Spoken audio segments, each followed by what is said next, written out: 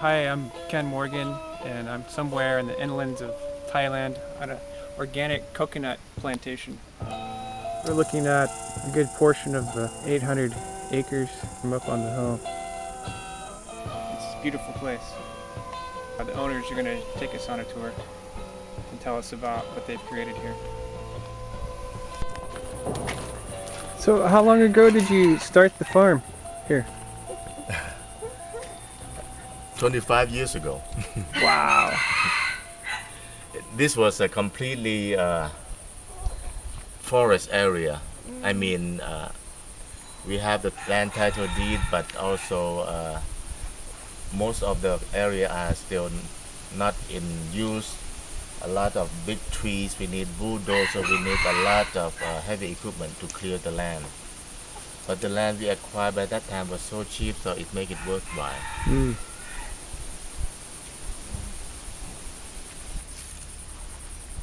Do you have a name for the farm? Chalahan. Chalahan. Chalahan Company. Alright. So when you first moved here, this was just grassland? Grassland and partly forest. Partly Rainforest, forest. yes. Okay. They used to grow cassava or tapioca on this land, Hmm. and the soil quality was so poor because they all washed away. There's actually only sandy loam and no topsoil. And when we first started the plantation, we do put some fertilizer, try to put to make the coconut grows better. Then pretty soon we found out that it doesn't work so much because in this big area we need a lot of fertilizer, and fertilizer have to keep going every year. We start a new theory because the soil recover itself when we let the nature take care of them. Pretty soon we found out that it's work better, really. That's great.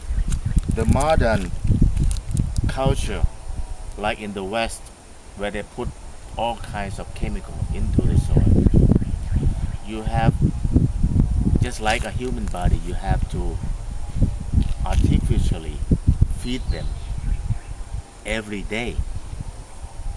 But if you let the nature take care of themselves, first you do not have the toxic of the chemical you put into the soil, you put into the plant. Secondly, you save a lot of money and save the environment simultaneously. My former plantation supervisor used to clear all of the trees on these two hills and try to claim the land for planting area. But I told them to leave them alone because it doesn't work, because it's very difficult in the rainy season to have farm tractor coming up here. So pretty soon the forests just recover themselves. We do not have to replant them. We do not have to put more trees on them. Nature will take care of itself. And this showed us that the theory is true. Most of the local trees are growing up as fast as they are destroyed. Really. And then you have bush tree, which is a little bit taller. This is a second family in the rainforest structure. Wait, so the first family is the loam, The grass. the grass, okay. Yes. And then you have the bush or the taller grass, or even leaves, plants smaller, just like this. Mm-hmm. And that you have the other one that cling to it. Vining plants. Yes. And then you have the trees.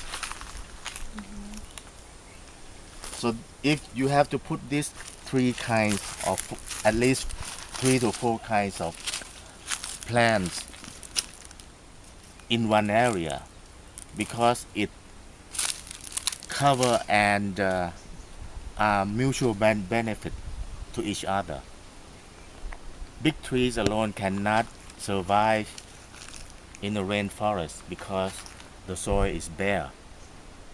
Pretty soon the erosion will destroy the topsoil and the tree cannot stand, and no moisture, no food, no nutrition to feed them. The small roots of grasses keep the soil loose and also keep moisture in the soil because of the leaves of the grass. So how do you control erosion here? We just let the good weed growing. They will cover up the soil and leave them not as naked soil. But when the weeds are there, there will be less erosion or almost practically nothing. And this is the law of nature. And then the water goes down into the... Yes, on certain area when just like the hilly part, which is hard to use the machine for for harvesting or planting, we just leave the rainforest grow as they are. This rainforest will accumulate the moisture in the rainy season, and through seepage it will moist up the land below in the valley in the dry season, so that we can stand longer drought. Makes a lot of sense. Yes, and this is also very good for bushfire, because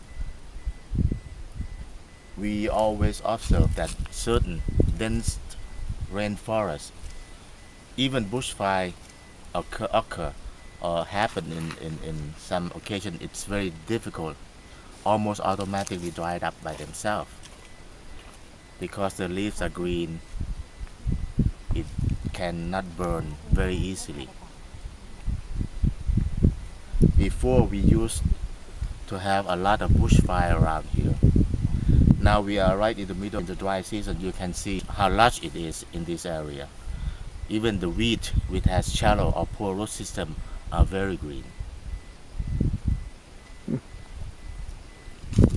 you have mushrooms growing in the soil? We have all kinds of mushroom in the rainy season, edible also.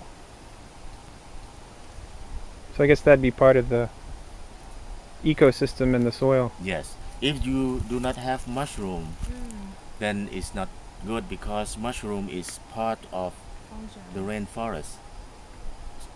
There are certain kind of mushroom that will help rotten the leaves and something like this. It's part of the decomposition process. Decomposition, that's right. So when the palm fronds are dry, you just cut them down and compost them, and then put them back in the soil, right? Great.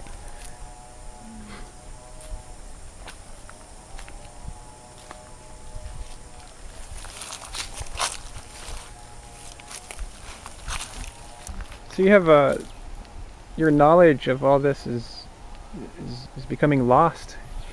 Actually, I'm a mechanical engineer. I have no idea, never studied plant agriculture, but just learning by observation and books. Good.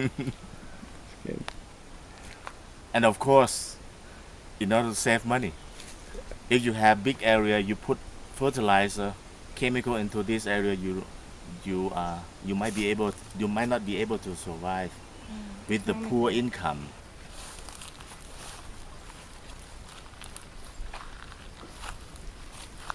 Cashew nuts. Cashew nuts. That's great. And what do you do with the cashew nuts? Sell them to the processor. They de-shell them and then sell them as finished nuts. Most of the shell are cracked by hand, one by one. Wow. Very labor intensive. My name is Subida Sharon Wong. So yeah, I'm the daughter of the owner, and as a second generation, I love this place. I think it's a symbol of balance of nature. That's it.